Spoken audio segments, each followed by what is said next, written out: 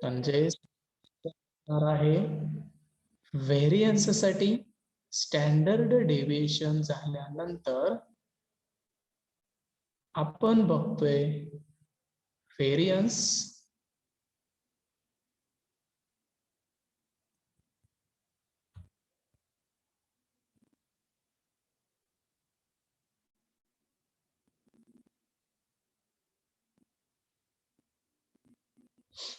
बघा variance standard deviation sigma त्याला notation दिलं होतं एस डॉट बी डॉट. तर व्हेरियन्स म्हणजे काय तर the square of standard deviation is called the variance. व्हेरियन्सलाही नोटेशन आपण अशा पद्धतीनं व्ही नोटेशन देतोय. आपल्याला समजा sigma equal to standard deviation मी कॅल्क्युलेट केला आणि व्हॅल्यू मिळाली 2. तर व्हेरियन्सचा फॉर्म्युला असतो सिग्माचा square. Variance equal to formula असतो सिग्मा स्क्वेअर. म्हणजेच यावरून जर व्हॅल्यू त्या सिग्माची व्हॅल्यू 2 असेल तर आपल्याला त्यावरून व्हेरियन्स किती मिळणार मग 4 मिळणार.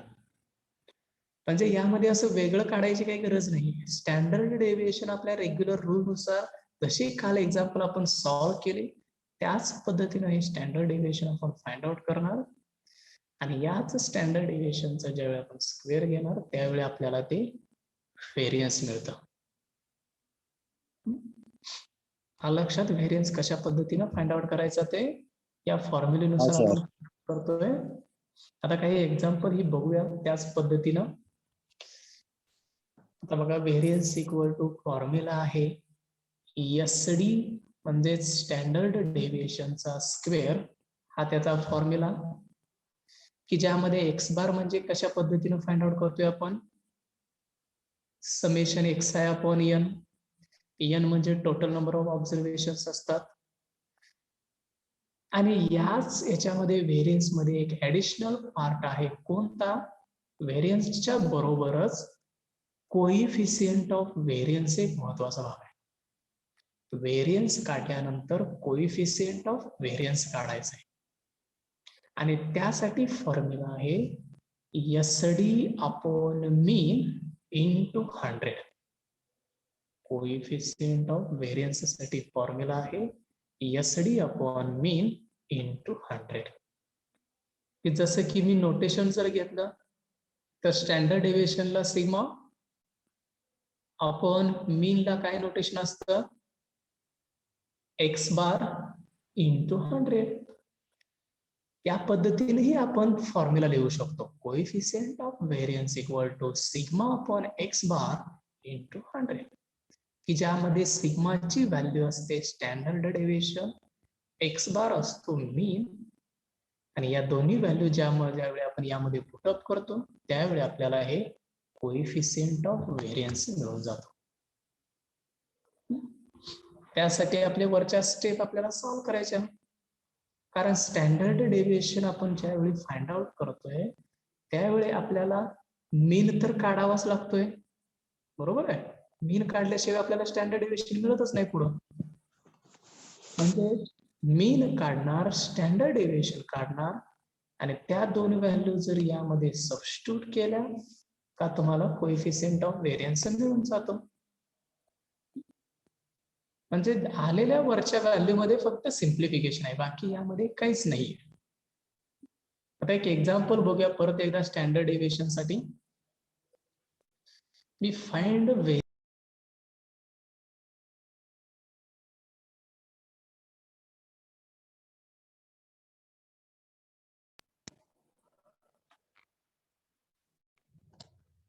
स्क्रीन दिसते ना सर्वांना. हो सर. हो सर.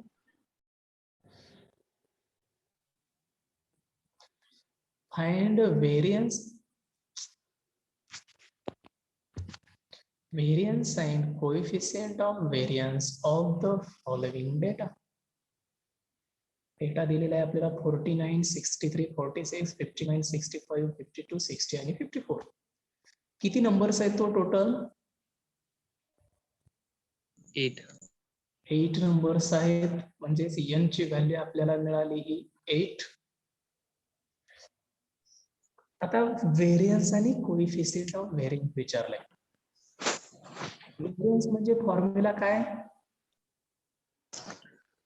सिग्मा स्क्वेअर, स्टँडर्ड डेव्हिएशनचा स्क्वेअर असतो ना. व्हेरियन्स म्हणजे आता सांगितलं आपण फॉर्म्युला. मग स्टँडर्ड डेव्हिएशनचा स्क्वेअर मध्ये स्टँडर्ड डेव्हिएशन आपल्याला काढावं लागेल ते. मग ते स्टँडर्ड डेव्हिएशन काढण्यासाठी आपण ही प्रोसिजर सुरुवातीला करायची. मग त्या स्टँडर्ड डेव्हिएशन साठी सुरुवातीला मीन काढायचा. मीन म्हणजे काय असतं? तर या सर्वांची बेरीज डिवायडेड बाय 8 डिवायडेड बाय इथली किती ऑब्झर्वेशन्स आहेत यानं डिवाइड केलं का आपल्याला त्या स्टँडर्ड मीनची व्हॅल्यू मिळते. मग आपण ते फाइंड आउट करूया. सुरुवातीला mean x bar equal to summation x upon n हा फॉर्म्युला लिहिला. या फॉर्म्युलीमध्ये आता व्हॅल्यू टाकूया की 49, 63 या सर्व व्हॅल्यूंची आपल्याला बेरीज घ्यायची. मग सर्व व्हॅल्यूंची तर बेरीज भागिले 8 आणि या सर्व व्हॅल्यूंची ऍडिशन ज्यावेळी आपण करू त्यावेळी आपल्याला व्हॅल्यूची ऍडिशन येते 448/8. ते कॅल्क्युलेशन एक्स बार किती येत आहे? 56. हे आपल्याला ऑलरेडी झालेलं आहे. सर्व कित्येक एक्झाम्पल आपण पाठीमागे बघितलेले आहे. तेच फक्त परत रिपीट करतोय आपण. एक्स बार इक्वल टू 56 मिळाला. आता टेबल तयार करायचा. टेबल म्हणजेच एक्सआय च्या व्हॅल्यू एका कॉलम मध्ये लिहूया.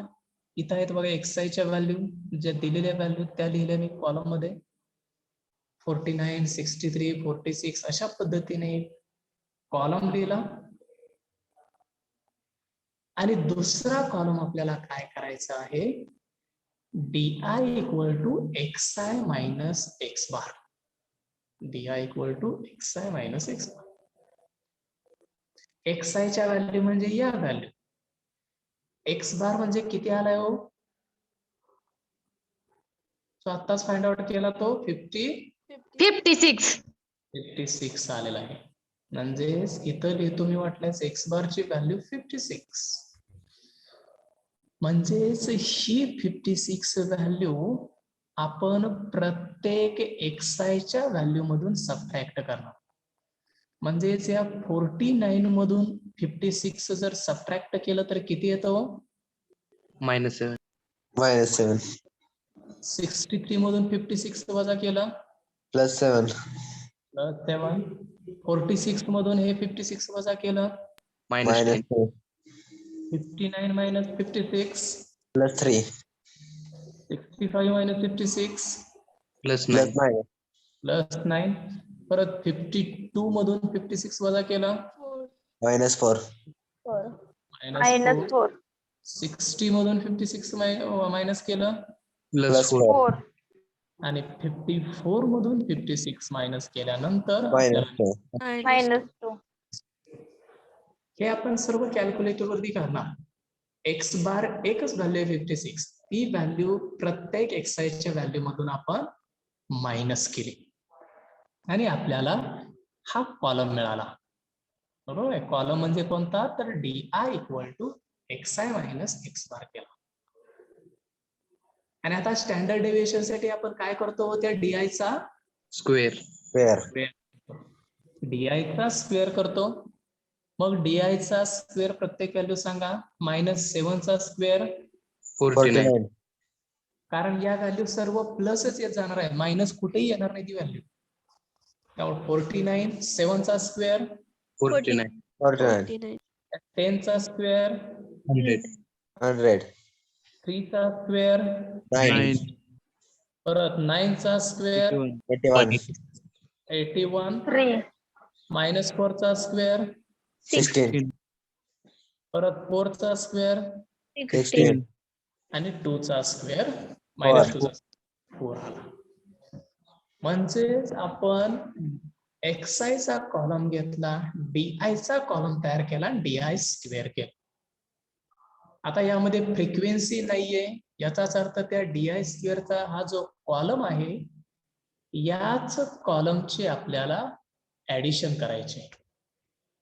हा जो DI चा कॉलम आहे याच कॉलमची ऍडिशन करायची.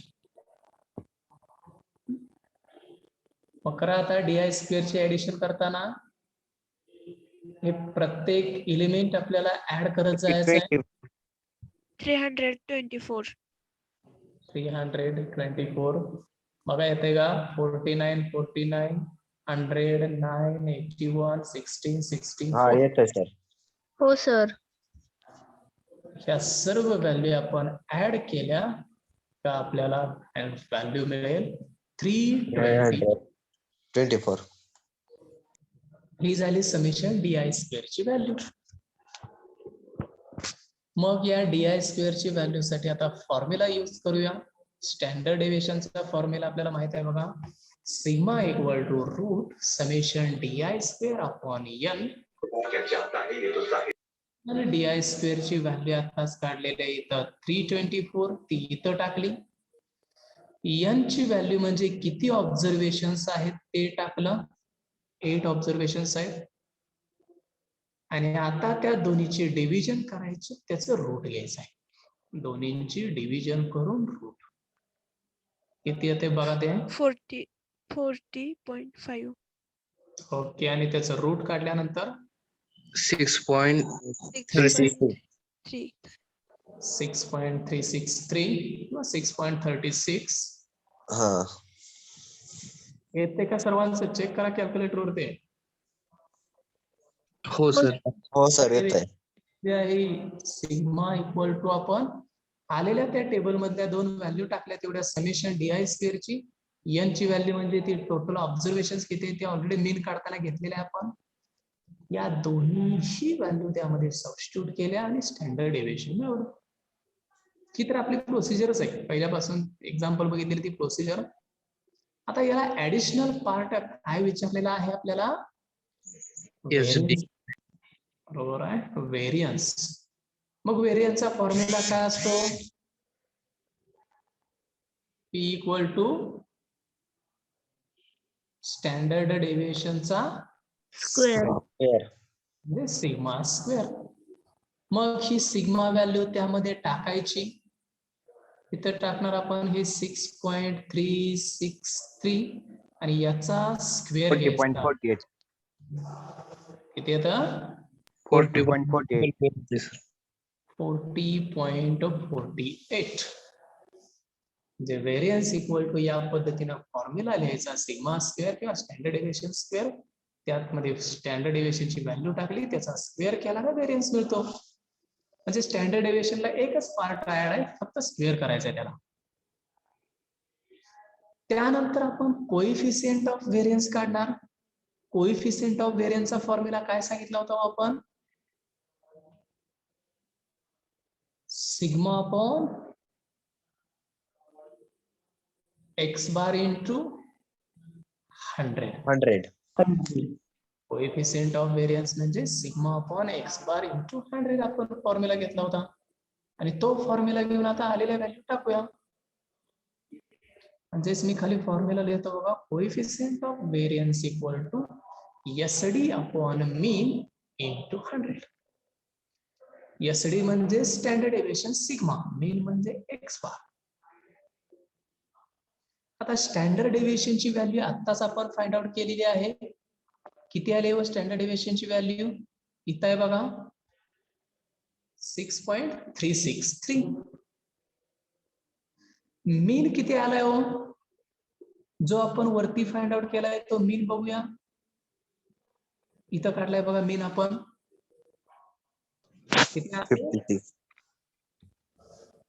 किती? 56.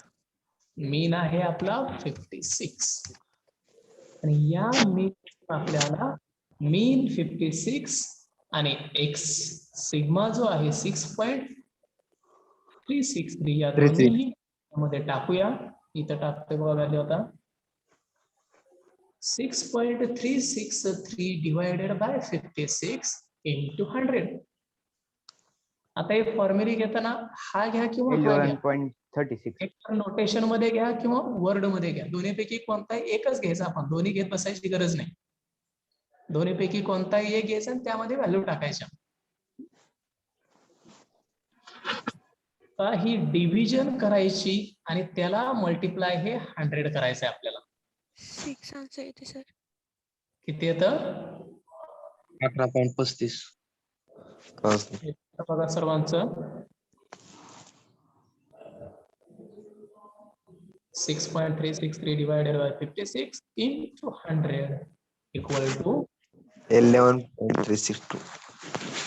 11.362 किंवा 2 डिजिट मध्ये आला असेल तर तुमचा कुठेतरी पॉइंट मध्ये डिफरन्स पडलेला असेल, तेही आपला आन्सर बरोबरच असणार आहे. सर 11.35 बरोबर आहे का सर? चुकतो. हा बरोबर असेल. तुम्ही जर 2 डिजिट जर घेतली असतील वर तर 11.35 सुद्धा आपला आन्सर बरोबर आहे. ऑब्जेक्टिव्ह मध्ये लिहिताना ऑप्शन तुम्हाला समजा पहिला ऑप्शन 11.30, दुसरा ऑप्शन 11.35, तिसरा ऑप्शन 11.40, चौथा ऑप्शन 11.60, तर यामधला ऑप्शन कोणता बरोबर असेल? 2. 2 बरोबर असेल. 11.35. 11.362 जे आहे ते याच्या जवळ आहे का हो? नाही. याच्या पण जवळ No, नाहीये, sir. जवळ नाहीये. कोणत्या व्हॅल्यूच्या जवळ आहे? 35 च्या जवळ आहे, म्हणजे त्याच्या आसपास ती व्हॅल्यू आहे. याचाच अर्थ मग तो आपला सेकंड ऑप्शन जो असेल तो बरोबर असणार आहे आणि त्या पद्धतीने आपण त्याचा आन्सर लिहायचा. नाहीतर आपण व्हॅल्यू आपली आलीच नाही म्हणून ते ऑप्शन सोडायचं नाहीये. कारण 2 डिजिट घेतल्यानंतर तुमचा आन्सर थोडस पॉइंट मध्ये डिफरंट येणार आहे. 3 डिजिट ज्यांनी घेतले त्यांचं थोडं पॉइंट मध्ये डिफरन्स येणार आहे. 4 डिजिट गेले त्यांचं थोडं पॉइंट मध्ये डिफरन्स येणार आहे. पण हे डिफरन्स हा एका पॉइंट मध्ये पुढे मागे चालतोय. जास्ती डिफरन्स त्याचा येणार नाही. कितीही डिजिट घेतले तरी पुढचे डिजिट बदलत जातील, पण मेन 3, 6, 3, 5 इथपर्यंत आपलं ते सेमच राहायचंय. समजलं सर्वांना कोएफिशियंट ऑफ व्हेरियन्स आणि व्हेरियन्स कसं काढायचं ते? हो सर. ते फक्त एकच स्टेप आहे. व्हेरियन्सचा एक फॉर्म्युला आणि कोएफिशियंट ऑफ व्हेरियन्सचा फॉर्म्युला. स्टँडर्ड डेव्हिएशन काढल्यानंतर 2 व्हॅल्यू त्यात सबस्टिट्यूट केल्या का आपलं त्याचं आन्सर येतं. हा सर. अजून एक प्रॉब्लेम बघूया. Calculate variance for the data. आता एक प्रॉब्लेम बघूया, त्यानंतर तुम्ही ते सॉल्व्ह करू शकता. व्हेरियन्स काढायचं आहे आपल्याला इथं. मग व्हेरियन्स काढण्यासाठी पहिला काय काढावं लागेल? स्टँडर्ड डेव्हिएशन, बरोबर आहे का? मग स्टँडर्ड डेव्हिएशन साठी सुरुवातीला एक्स आणि एफ च्या ज्या व्हॅल्यू दिलेल्या आहेत, मी कशा पद्धतीने घेणार या व्हॅल्यू? कॉलम मध्ये घेणार, बरोबर आहे. एक्स एफ, एक्स आय आणि एफ आय. इथं तुम्हाला फ्रिक्वेन्सी दिलेली आहे. मग या एक्स आय आणि एफ आय या ज्या 2 कॉलमच्या व्हॅल्यू घेतलेल्या आहेत याच्यावरून सुरुवातीला मीन काढायचा आहे. मीन काढण्यासाठी तिसरा कॉलम आपला काय असतो? या दोन्हींचं मल्टिप्लिकेशन. म्हणजे तिसरा कॉलम घ्यायचा आपला हा F I into X I. F I into X I म्हणजे हे 10 इंटू 12 करायचं. किती येतं? 120. 120. 20 इंटू 15, 300. 300. 30 इंटू 17, 510. 510. 40 इंटू 11, 414. 414. आणि 50 इंटू 9, 450. 450. सर्व कॅल्क्युलेशन तुम्ही कॅल्क्युलेटर वरती करून बघा. 10 इंटू 12 मल्टिप्लाय करा. पुढे व्हॅल्यू लिहायची आहे तुम्हाला. 20 इंटू 15 हे मल्टिप्लाय करायचं आणि पुढे लिहायचं आहे. एक्झाम मध्ये तशी व्हॅल्यू तिथे दिलेली नसते. मला ती व्हॅल्यू मल्टिप्लाय करून तिथं तो तिसरा कॉलम तयार करायचा असतो. म्हणजे या पद्धतीने आपण हा तिसरा कॉलम FI चा केला. आता FI ची बेरीज करायची आहे आणि FI ची एक बेरीज करायची आहे. दोन बेरीज करायचे आहेत आपल्याला, एक FI ची दुसरी FI ची. FI ची जर बेरीज केली तर किती येते? 64. 64. 12 प्लस 15 प्लस 17 प्लस 11 प्लस 9. हे जर केलं तर n ची व्हॅल्यू समेशन FI म्हणजे 64 आली.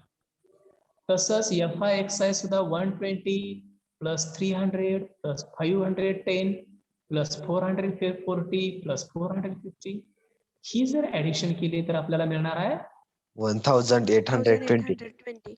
ओके 1820 या पद्धतीने आपल्याला मिळालं. आणि एकदा का या व्हॅल्यू मिळाल्या का आपण सुरुवातीला इथं मीन काढणार. मीन म्हणजेच आपला जो फॉर्म्युला असतो x bar equal to summation FI upon n. मग FI ची व्हॅल्यू किती आलेली आहे? 1820 आणि n ची व्हॅल्यू 64. आणि त्यावरून आपल्याला त्याचा मीन काढायचा. किती येतोय मीन? 28.43. बघा येतोय का? Yes, sir. हो सर येतो. एक्स बार ची व्हॅल्यू 28.43 आला. ओके, हा झाला मीन. आता या मीन वरून आपल्याला स्टँडर्ड डेव्हिएशन साठी पुढचे अजून 3 कॉलम तयार करायचे आहेत आपल्याला. म्हणजे Sigma. DI काढायचा आहे, DI चा स्क्वेअर काढायचा आहे आणि FI न DI स्क्वेअर ला मल्टिप्लाय करायचं आहे. म्हणजेच मी इथं करतोय बघा, तिसरा कॉलम चौथा कॉलम जो आहे इथला DI equal to XI minus x bar. XI म्हणजेच हा जो कॉलम आहे XI चा, हा XI चा कॉलम आहे. या कॉलम मधून आपल्याला हे 28.43 वजा करत जायचं आहे. म्हणजे प्रत्येक एलिमेंट मधून वजा करणार. जसं की या 10 मधून 28.43 वजा करायचं, किती येतं? 18.43. Okay, minus 18.437. 20 minus 28.43. -8.437. Okay, minus 8.437. म्हणजे या पद्धतीने आपण सबट्रॅक्ट केल्यानंतर इथं जर 2 डिजिट घेतले असतील तर तिथे सुद्धा तुमचे 2 डिजिटच येणार आहेत. 30 मधून मायनस केलं, 40 मधून मायनस केलं आणि 50 मधून मायनस केलं. या 5ही एलिमेंट मधून मायनस केल्यानंतर आपल्याला अशा पद्धतीने या 5 व्हॅल्यू मिळतील DIच्या. जिथं निगेटिव्ह आहे तिथे निगेटिव्ह ठेवले आपण, त्याला पॉझिटिव्ह करायचं नाही. DIचा स्क्वेअर केल्यानंतर आपण पॉझिटिव्ह करतोय दादा. आता ह्या व्हॅल्यू झाल्यानंतर आपण याचा स्क्वेअर करूया. सांगा याचा स्क्वेअर करून किती येतोय? आता व्हॅल्यू तिथे ऑलरेडी दिलेली आहे 300. सर्वांनी. प्रत्येक व्हॅल्यू कॅल्क्युलेट करून हीच व्हॅल्यू येते का या पद्धतीने चेक करा.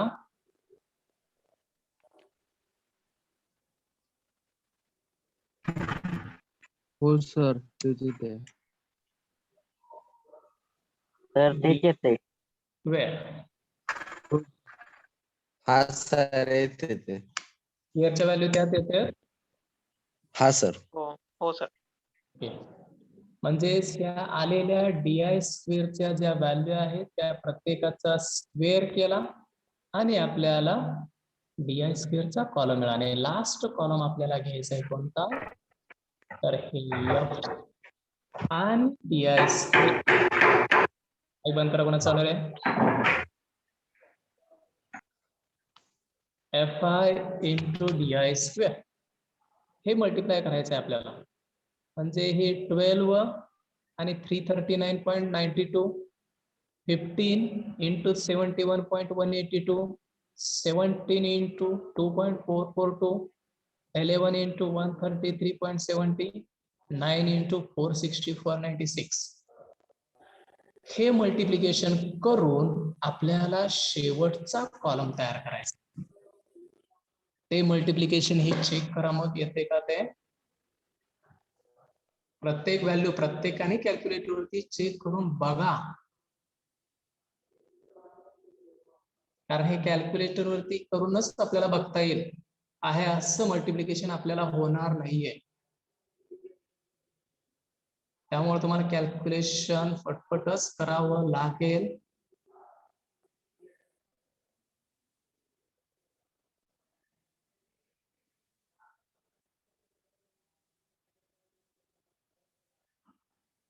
FI चा कॉलम DI² चा कॉलम दोन्हींची मल्टिप्लिकेशन करा, आपल्याला पुढे त्याचा आन्सर मिळेल.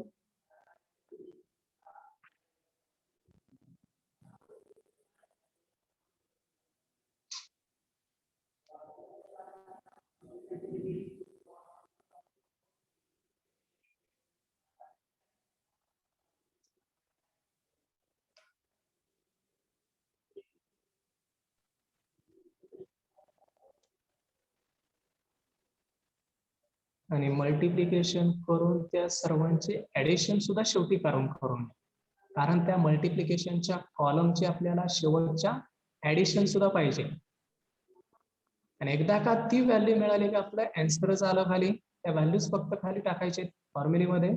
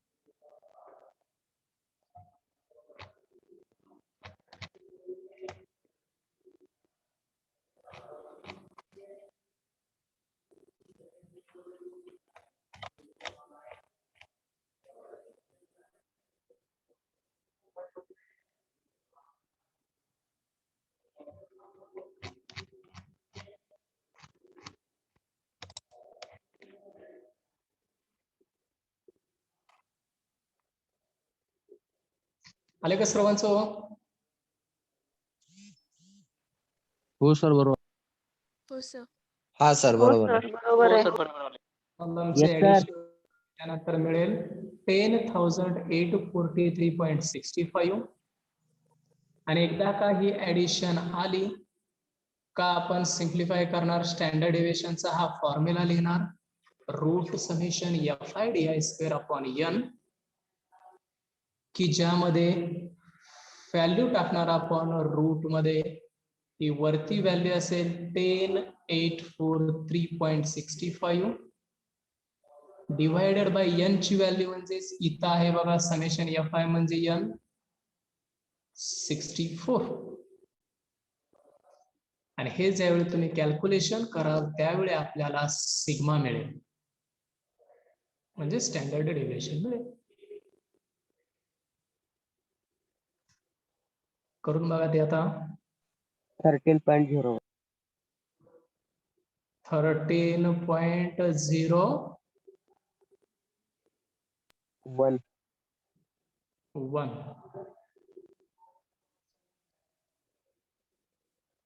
बघा येते का सर्वांचं? दोन्हीची डिव्हिजन करा आणि त्याचं रूट घ्या, किंवा रूट मध्येच डायरेक्ट ते डिव्हिजन टाका ब्रॅकेट टाकून, तरीही तुम्हाला त्याचा आन्सर येतो.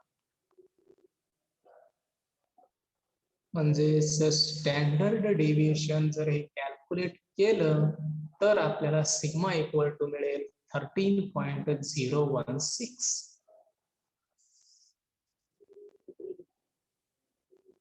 म्हणजे आपल्या वरच्या एक्झाम्पल नुसारच आपण स्टँडर्ड डेविएशन फाइंड आउट केलं आणि या ऍडिशनल एकच पार्ट राहतो व्हेरियन्स फाइंड आउट करायचा आणि तो व्हेरियन्स साठी फॉर्म्युला असतो स्टँडर्ड डेविएशनचा स्क्वेअर.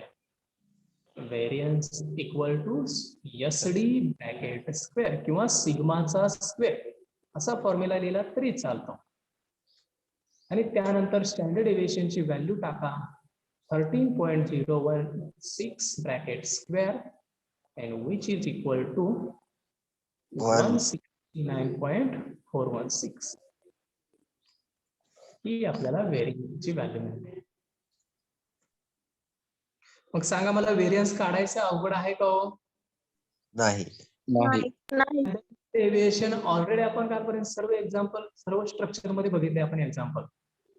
तुम्हाला त्या पद्धतीनं स्टँडर्ड डेविएशन कॅल्क्युलेट करायचं आहे आणि एकदा स्टँडर्ड डेविएशन आला का व्हेरियन्स म्हणजे त्याचा स्क्वेअरच घ्यायचा आहे फक्त तुम्हाला व्हेरियन्स मिळून जातो. आणि समजा स्टँडर्ड डेविएशन तुम्हाला 4 दिलेला आहे आलाय आणि व्हेरियन्स विचारला तर आपण काय करणार 4 चा स्क्वेअर इक्वल टू 16 म्हणणार. बरोबर आहे. या पद्धतीने आपण व्हेरियन्स फाइंड आउट करणार. आणि याच्याच उलट जर तुम्हाला व्हेरियन्स दिला 16 आणि विचारलं तुम्हाला sigma equal to find out करा म्हणून विचारलं तर आपण फॉर्म्युला कशा पद्धतीने घ्यायचा. आपला हा फॉर्म्युला तर variance equal to sigma square लिहिला मी. दोन्ही साइडचं जर स्क्वेअर रूट घेतलं तर VA स्क्वेअर रूट मध्ये जाणार आणि सिग्मा स्क्वेअरचं रूट म्हणजे काय असतो सिग्मा. म्हणजे sigma equal to square root of V हाही फॉर्म्युला आहे. सिग्माचा स्क्वेअर केल्यानंतर व्हेरियन्स मिळतो आणि व्हेरियन्सचं स्क्वेअर रूट घेतल्यानंतर आपल्याला सिग्मा मिळतो. उलट स्ट्रक्चर लक्षात येते तुमच्या. Yes sir. व्हेरियन्स कन्फ्युज होतोय सर. तुम्हाला हा फॉर्म्युला माहिती असेल variance equal to sigma square हाच फॉर्म्युला तुम्हाला लक्षात ठेवायचा आहे की ज्यामध्ये सिग्मा दिला असेल तर सिग्माची व्हॅल्यू टाकणार 4. 4 चा स्क्वेअर इक्वल टू 16 करून टाकणार लगेच व्हेरियन्स आपल्याला 16 मिळणार. आता समजा सिग्माच्या ऐवजी तुम्हाला व्हेरियन्स दिलं तर सिग्मा काढायचा असेल तर रूट मध्ये V हाही फॉर्म्युला लक्षात ठेवायचा. त्याच्यावरूनच आपल्याला मिळतोय रूट घेतल्यानंतर. मग V ची व्हॅल्यू या स्क्वेअर रूट मध्येच टाकली तर आपल्याला सिग्मा इक्वल टू काय मिळालं मग 4 मिळालं. Sigma equal to 4. म्हणून लक्ष लिहून ठेवा वाटल्यास फॉर्म्युला व्हेरियन्स जसा सिग्मा स्क्वेअर फॉर्म्युला लिहून ठेवला तसाच sigma equal to root V हा फॉर्म्युला ही लक्षात ठेवायचा आणि लिहून ठेवायचा. म्हणजे उलट विचारलं तरी आपल्याला सॉल्व्ह करता आलं पाहिजे. कारण कन्फ्युजन साठीच ते फॉर्म्युले तशा पद्धतीने तुम्हाला विचारले जातात. लक्षात येतोय formula sigma equal to root V कशा पद्धतीने आला तो दोन्ही साइडचे इथं स्क्वेअर रूट घेतल्यानंतरच आपल्याला हा formula sigma equal to root V मिळालेला. लक्षात राहील का फॉर्म्युला तो मग आता तुमच्या. हो सर. ओके. म्हणजे जरी उलट विचारलं तरी आपल्याला ते सॉल्व्ह करता आलं पाहिजे. ठीक आहे. या पद्धतीने आपण व्हेरियन्स काढणार.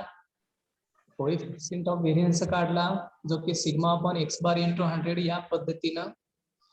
आता याच्या व्हेरियन्स आणि सिग्मा वगैरे दिल्यानंतर आपल्याला याचं ऍप्लिकेशन कुठं असेल हे काढलं आपण स्टँडर्ड डेव्हिएशन व्हेरियन्सचा, पण त्याचं ऍप्लिकेशन कुठं असेल तेही आपल्याला पुढे बघायचं आहे. आता ते स्ट्रक्चर थोडस बघूया. बघा यामध्ये काही एक्झाम्पल डायरेक्ट दिली जातात, ती एक्झाम्पल बघूया जरा. हो, अशा पद्धतीने काही एक्झाम्पल तुम्हाला डायरेक्ट दिली जातात. काय दिलं जातं? If the mean is 82.5, standard deviation is 7.2, आणि विचारले काय आपल्याला? कोइफिशियंट ऑफ व्हेरियन्स विचारलेला आहे. बरोबर आहे. आता कोणकोणत्या व्हॅल्यू दिलेत व आपल्याला गिवन मध्ये? Men and standard. मीन आणि स्टँडर्ड डेव्हिएशन. मग स्टँडर्ड डेव्हिएशन म्हणजे स्टँडर्ड डेव्हिएशन दिलेली व्हॅल्यू मी दिली तर 7.2 दिलंय. मीन किती दिलेला आहे? 82.5. याच दोन व्हॅल्यू दिलीत ना इथं. हो सर. हा सर. व्हेरियन्सचा फॉर्म्युला लिहितो मी. हा formula SD upon mean into 100, किंवा हाच फॉर्म्युला तुम्ही sigma upon x bar into 100 या पद्धतीने शॉर्ट मध्ये लिहिला तरी चालतो. याच पद्धतीने लिहित चला. Sigma upon x bar into 100. त्यातला सिग्मा म्हणजे काय असतं? Standard deviation. आणि एक्स बार म्हणजे मीन असतो तो. आता ही दोन्ही व्हॅल्यू टाका. SD च्या ठिकाणी 7.2, एक्स बारच्या ठिकाणी 82.5 इंटू 100 या दोन्हीही व्हॅल्यू टाकल्या आणि हे कॅल्क्युलेशन केल्यानंतर किती येते सांगा मला? 7.2 डिवायडेड बाय 82.5 इक्वल टू करा इंटू 100 करा वाटतं. 8.72. 8.72. 8.72 सर. हा सर. 8.7. 8.72. म्हणजे असे काही क्वेश्चन तुम्हाला ऑब्जेक्टिव्ह मध्ये विचारले जातात बघा. मीन तुम्हाला डायरेक्ट दिला, स्टँडर्ड डेव्हिएशन दिला, कोएफिशियंट ऑफ व्हेरियन्स काढा. तुम्हाला लगेच हा फॉर्म्युला लिहिता आला पाहिजे. त्यामध्ये या दोन व्हॅल्यू टाकायच्या ना आन्सर काढायचं. एवढाच क्वेश्चन. हे आपला answer 8.72. Coefficient of variance is 8.727 किंवा 72. काढता येईल सर्वांना हे या पद्धतीने आन्सर? हो सर. Yes sir. ओके. आता बघा, हा जो कोएफिशियंट ऑफ व्हेरियन्सचा फॉर्म्युला आहे, यामध्ये किती गोष्टी आपल्याला पाहिजे होत्या? दोन गोष्टी, स्टँडर्ड डेव्हिएशन आणि SD आणि मीन. म्हणजे कोएफिशियंट ऑफ व्हेरियन्स काढण्यासाठी या दोन गोष्टी माहिती पाहिजे. याच्याच उलट तुम्हाला कोएफिशियंट ऑफ व्हेरियन्स दिला आणि मीन सुद्धा दिला तर स्टँडर्ड डेव्हिएशन काढ.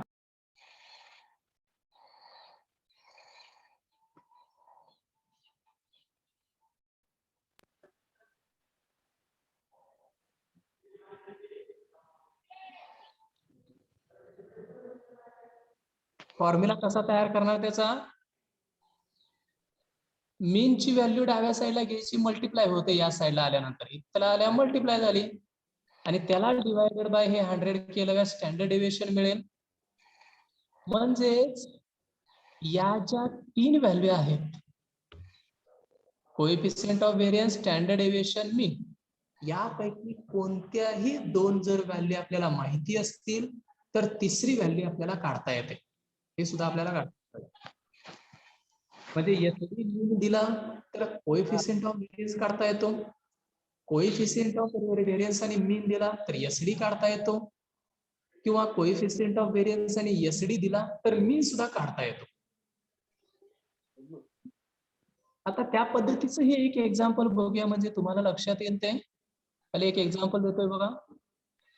Coefficient of variance of a distribution is 75%. Coefficient of variance काय दिलेला आहे तुम्हाला? 75% मध्ये त्याचा कोएफिशियंट ऑफ व्हेरियन्स दिलेला आहे. अँड स्टँडर्ड डेव्हिएशन सुद्धा दिलेला आहे 24. आणि फाइंड आउट करायला काय सांगितलं? Mean. व्हॉट इज इट्स मीन? त्याचा मीन काय? फॉर्म्युला वरचाच घ्यायचा कोएफिशियंट ऑफ व्हेरियन्सचा. इथं फॉर्म्युला घेतो मी, coefficient of variance equal to SD upon mean into 100. बरोबर आहे. आता ज्या व्हॅल्यू दिलेल्या आहेत त्या त्या ठिकाणी टाकून घ्यायच्या. आपल्याला एसडी दिलाय. एसडी किती दिलेला आहे? 24. 24. तो 24च्या ठिकाणी टाकला. मीन दिलाय का आपल्याला? नाही. नाही दिला. तो प्लस ठेवला. 100 पुढचा आहे असं ठेवलं. Coefficient of variation 75. 75 दिलेला आहे असं तिथं ठेवलं त्या ठिकाणी. म्हणजे हा. ज्या व्हॅल्यू दिलेल्या आहेत त्या व्हॅल्यू त्यामध्ये पुटअप केल्या. आता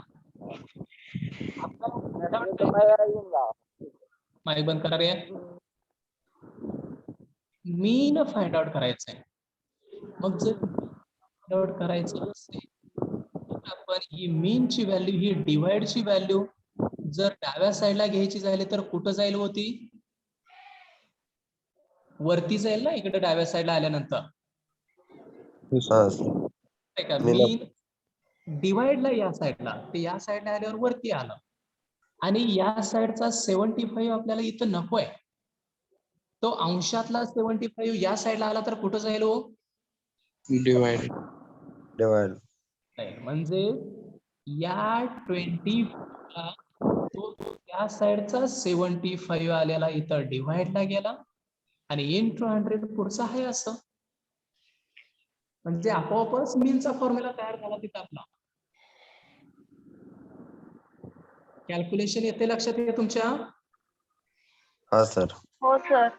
हा, फक्त साइड चेंज केल्या. मीन या साईडला घेतलं, 75 या साईडला, आणि हे कॅल्क्युलेशन करा किती येते बघा. ते आपला आन्सर असेल.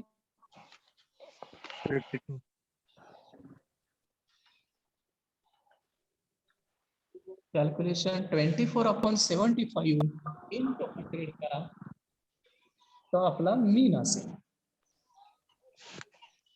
100 येते सर. किती? 100 येते. 100 येते सर.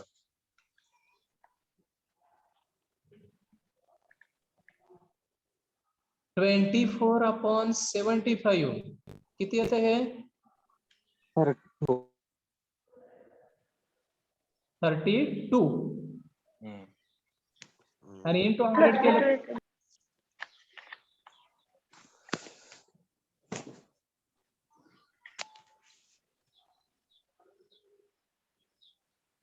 किती येते मला सांगा परत एकदा. 24/75 किती येतं? 32 येते. सर, 32 येतं. सर 32 येते. 32. ह्याची व्हॅल्यू किती येते मला पहिला सांगा. 24/75 0.32. 0.32 येते सर.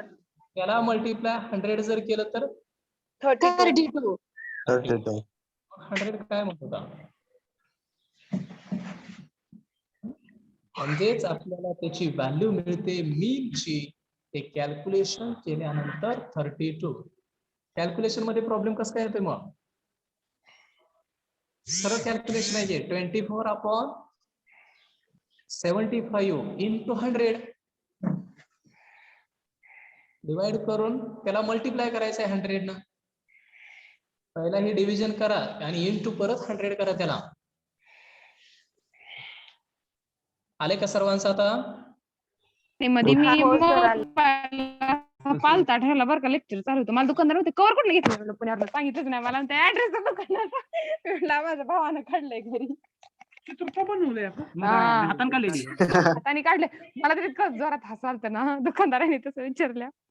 चव्हाण माईक बंद कर.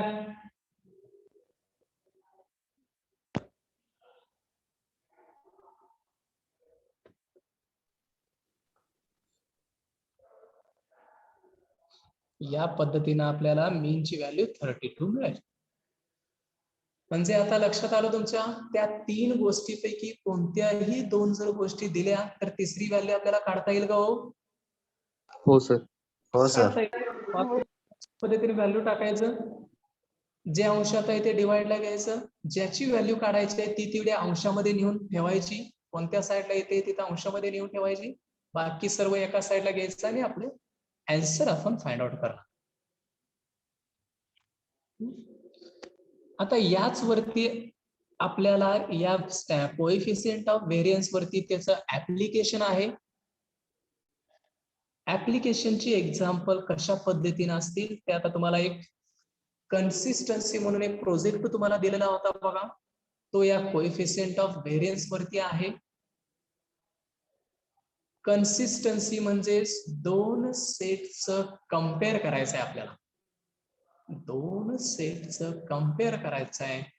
कोणता सेट कन्सिस्टंट आहे, कोणता सेट कन्सिस्टंट नाहीये हे आपल्याला बघायचं आहे. या पद्धतीने आपण ते एक्झाम्पल बघणार आहे. त्याला आपण म्हणतोय comparison of 2 sets. Comparison of 2 sets. किंवा क्रिकेटमध्ये सुद्धा आपण बघतोय कोणता बॅट्समन हा कन्सिस्टंटली खेळतोय, हे कशावरून ठरतं, तर त्याची आपण सरासरी व्हॅल्यू एका वर्षातील त्याची सरासरी पूर्ण बॅटिंगची बघतोय. मग यामध्ये विराट कोहलीची सरासरी जास्ती असेल तर आपण तो मोर कन्सिस्टंट आहे म्हणणार आहे. किंवा मग सुरेश रैना असेल तर रैनाची कन्सिस्टन्सी जर एका मॅच मध्ये खेळला असेल तर दुसऱ्या मॅच मध्ये किंवा खेळाला नसेल तर त्याची कन्सिस्टन्सी राहील का हो जास्ती? नाही, राहणार नाही. म्हणजे त्याची कन्सिस्टन्सी कमी झाली त्या ठिकाणी. किंवा KL राहुल म्हटलं तरीही आपण त्याची कन्सिस्टन्सी आपण चेक करणार. रोहितची कन्सिस्टन्सी आणि KL राहुलची कन्सिस्टन्सी यामध्ये आपण त्या एका वर्षातील त्यांची सरासरी किती आहे, मग आपण IPL मध्ये बघूया किंवा T20 मध्ये बघूया वेगळी, किंवा वन डे मध्ये बघूया. एका वर्षामध्ये जेवढ्या वन डे खेळलेले आहेत त्यामध्ये जर रोहितची सरासरी जास्ती असेल त्या राहुल पेक्षा तर तो रोहित हा मोर कन्सिस्टंट असतो. मग कन्सिस्टंटचा अर्थ समजला सर्वांना? हा सर. म्हणजे ऍव्हरेजली व्यवस्थित जर खेळत असेल तर आपण त्याला कन्सिस्टंट म्हणतोय, आणि जर खेळत नसेल तर आपण त्याला लेस कन्सिस्टंट. आणि लेस कन्सिस्टंट जर असेल तर त्याला म्हटलं जातं व्हेरियाबिलिटी. व्हेरियाबिलिटी म्हणजेच त्यात जास्ती व्हरायटी आहे. लक्षात कसं लक्षात ठेवायचं, त्यात जास्ती व्हरायटी आहे म्हणायचं. म्हणजेच तो जास्ती एखाद्या डावात जास्ती खेळत असेल, दुसऱ्या डावात कमी खेळत असेल, त्याला व्हरायटी म्हणलं जातं. आणि जो कंटिन्युअसली खेळत असेल तर त्याला कन्सिस्टंटी म्हणतात. आणि हेच आपल्याला इथं बघायचं आहे. कंपॅरिझन ऑफ 2 सेट्स मध्ये comparison of 2 set of observations, less the coefficient of variance, the set is more consistent. म्हणजेच ज्यामध्ये व्हरायटी कमी तो कसा असणार आहे हो? मोर कन्सिस्टंट असेल. बरोबर आहे का? जो व्हरायटी म्हणजे कमी जास्त प्रमाण जास्तीत ज्याच्यात नाहीये, ज्याच्या बॅटिंग मध्ये कमी जास्त प्रमाण नाहीये, तो मोर कन्सिस्टंट, तो चांगला कन्सिस्टंटली खेळतोय म्हणतोय आपण. पण जो 0वर आउट होतोय, परत 50 वरती, परत 0 वरती, अशा पद्धतीने असेल तर त्या बॅट्समनला आपण कन्सिस्टंट बॅट्समन म्हणत नाहीये. जो कंटिन्युअसली आपल्या रना 30, 40, 50 या रेंज मध्ये आपल्या ठेवतोय त्याला आपण कन्सिस्टंटली म्हणतोय. म्हणजे ज्यामध्ये व्हरायटी कमी तो मोर कन्सिस्टंट झाला, आणि ज्याच्यामध्ये व्हरायटी जास्ती तो कसा कन्सिस्टंट असेल? मग लेस कन्सिस्टंट असेल. कमी कन्सिस्टंट राहणार. आणि त्या व्हरायटीलाच म्हटलं जातं हे कोइफिशियंट ऑफ व्हेरियन्स वरून आपण ठरवणार. व्हरायटी म्हणजे थोडक्यात लक्षात ठेवायचं ते कोइफिशियंट ऑफ व्हेरिएशन आहे. व्हेरिएशन नकोय आपल्याला. जर व्हेरिएशन त्यामध्ये आलं तर तो कमी कन्सिस्टंट झाला, आणि कमी व्हेरिएशन आलं तर आपण म्हणणार आहे तो मोर कन्सिस्टंट. आणि याच्यावरूनच हे ठरतं less the coefficient of variance the set is more consistent. आणि याच्याच opposite if a set has a greater coefficient of variance then it is not so reliable. म्हणजेच तो लेस कन्सिस्टंट आहे, ज्यामध्ये मोर व्हेरिएबिलिटी असते त्यावेळी, म्हणजेच लेस कन्सिस्टन्सी येते त्यावेळी. आता त्याचे प्रॉब्लेम वगैरे आपण बघणारच आहोत. एक प्रॉब्लेम बघा, एक दोन सेट घेतोय आणि त्याच्या फॉर्म्युलेकडून आपण ते कन्सिस्टन्सी ठरवतोय. एक दोन सेट आहेत. Two sets of observations are given below. पहिला सेट आहे, त्या पहिल्या सेटचे एक्स बार. एक्स बार म्हणजे काय असतो? मीन. आणि सिग्मा म्हणजे स्टँडर्ड डेविएशन. बरोबर आहे? हा सर. पहिल्या सेट्स, आता एक्झाम्पल वरून तुमच्या बऱ्यापैकी लक्षात येते. एक सेट आहे की ज्याचा एक्स बार दिलेला आहे आणि सिग्मा एक्स दिलेला आहे. सिग्मा एक्स म्हणजे त्याचं स्टँडर्ड डेविएशन दिलेलं आहे. दुसरा एक सेट आहे, त्या दुसऱ्या सेटचाही वाय बार म्हणजे मीन दिलेला आहे तुम्हाला. वरती बारचा अर्थ मीन असतो. तो दुसरा सेट आहे म्हणून तिथं व्हेरिएबल दुसरा डिनोट केलेला आहे वाय बार, तो मीन आहे. सिग्मा वाय म्हणजे त्या सेटचा स्टँडर्ड डेविएशन. एक सेट याची डिटेल्स दिलेली आहेत, दुसरा सेट याची डिटेल्स दिलेली आहेत. आता पहिल्या सेटचा जो एक्स बार आणि सिग्मा आहे याच्यावरून आपल्याला कोइफिशियंट ऑफ व्हेरियन्स काढता येईल का हो? Coefficient of sigma upon x bar. बरोबर आहे. Sigma upon x bar into 100 हा फॉर्म्युला त्याचाच कोइफिशियंट ऑफ व्हेरियन्सचा. म्हणजे त्यामध्ये हे एक्स आणि सिग्मा टाकलं तर आपल्याला व्हॅल्यू काढता येईल त्याची. पहिल्या सेटचा काढता येईल का? हो सर. दुसऱ्या सेटचंही काढता येईल का मग? होय सर. हो सर. हो सर. सिग्मा इन वाय बार आहे. वाय बार म्हणजे मीनच आहे, एक्स बारचीच व्हॅल्यू आहे तिथं वाय बार म्हणजे सुद्धा. म्हणजे दुसऱ्याही सेटला आपल्याला कोइफिशियंट ऑफ व्हेरियन्स काढता येईल. सिम्बा आपण हा, आणि ज्यावेळी सेट 1 चा कोइफिशियंट ऑफ व्हेरियन्स आणि सेट 2 चा कोइफिशियंट ऑफ व्हेरियन्स यामध्ये आपण कंपॅरिझन करणार. कोणत्या सेटचा कोइफिशियंट ऑफ व्हेरियन्स कमी असेल तो सेट मोर कन्सिस्टंट असतो. तो सेट मोर कन्सिस्टंट म्हणणार आहे. आणि क्वेश्चन आपल्याला तोच विचारलाय बघा, which of the two sets is more consistent? दोन्हीपैकी कोणता सेट हा मोर कन्सिस्टंट आहे हे विचारलेलं आहे. हे आता प्रॉब्लेम आपण उद्याच्या लेक्चरला बघूया. तरी तुम्हाला सॉल्व्ह होते का बघा हा प्रॉब्लेम. ज्याचा कमी असेल तो मोर असणार काय? कन्सिस्टंट. ज्याचा कोइफिशियंट ऑफ व्हेरियन्स काढल्यानंतर कमी येईल तो सेट मोर कन्सिस्टंट आहे म्हणायचं.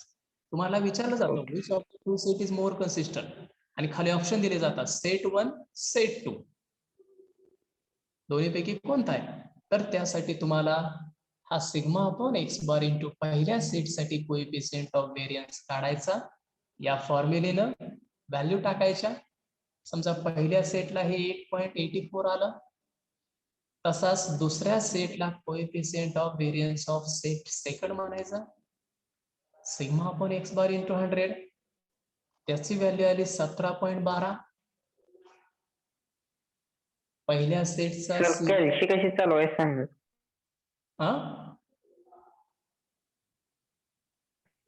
कॅल्सी सर कशी चालवायची काय. आन्सर वेगळंच येते सर आमच्या कॅल्सी मध्ये काय आता आपल्याला ऍडिशन, सबट्रॅक्शन, मल्टिप्लिकेशन, डिव्हिजन आता याच व्हॅल्यू आहेत. आता थांबा, सर हे आपण मध्ये टाकायचं म्हणलं तर डिवाइडला डिवाइडला व्हॅल्यू टाकाय टायमाला आन्सर वेगळं येते सर. आपण मध्ये येते डिवाइड मध्ये येते आन्सर. 3 असेल. आता कॅल्सी नाहीये माझ्याकडे, तुम्हाला सांगितलं असतं. इक्वल टू जे आन्सर आहे बघा त्या ठिकाणी, त्या आन्सरच्या तिथंच डाव्या साईडला तिथंच खाली तुम्हाला आन्सर डिजिटल म्हणून डिजिट म्हणून आहे बघा. त्या डिजिट मध्ये किंवा पॉइंट मध्ये असं आहे का तिथे खाली? हो सर. आहे का खाली तिथे आन्सरच्या खाली त्या ऑप्शन मध्ये काय? हा सर. ते आलेलं आन्सर 2/3 आला असेल तर त्याच्यावरती क्लिक करायचं. 2/3 आन्सर त्याच्यावरती क्लिक करून जर इक्वल टू केलं तर तुम्हाला डायरेक्ट ते पॉइंट मध्ये आन्सर येतो बघा. करून बघा जरा.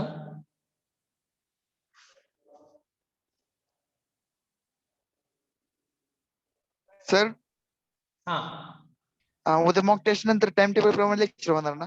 हो, मॉक टेस्ट नंतर आपल्या रेग्युलर टाइम टेबल नुसार लेक्चर्स होतील. त्यामुळे सर्वांनी उद्याच्या मॉक टेस्टला तर सर्वांनी प्रेझेंट राहायचं आहे. त्या